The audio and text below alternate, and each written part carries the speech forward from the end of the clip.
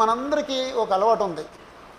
ఎక్కడికి వెళ్ళినా సరే ఎవరో ఒకరి గురించి ఒకరి గురించి ఇంకొకటి చెప్పడం, అది ఒక అలవాటు ఉందండి కదండి, అందరికీ ఉందండి అన్నమాట.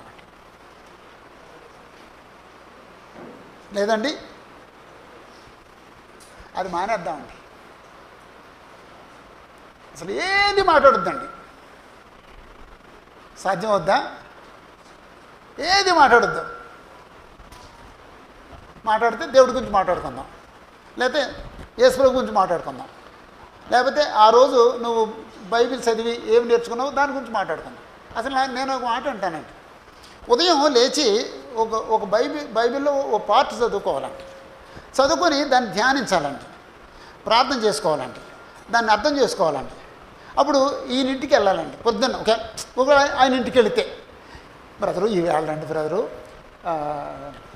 మొదటి పేతురు 1వ అధ్యాయం 12వ వచనం చదివాను బ్రదరు. అయ్యి బాబోయ్ ఎంత అద్భుతంగా ఉందండి బ్రదరు.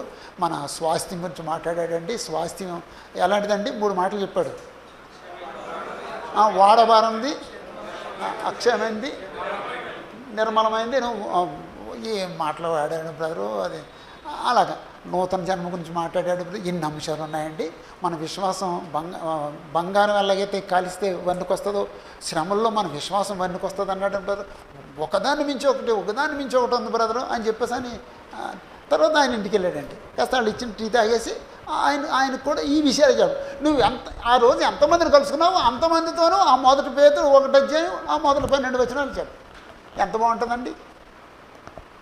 కానీ మనమేమో వీళ్ళెల్లాగా కాసేపు సినిమాలు, కాసేపు రాజకీయాలు.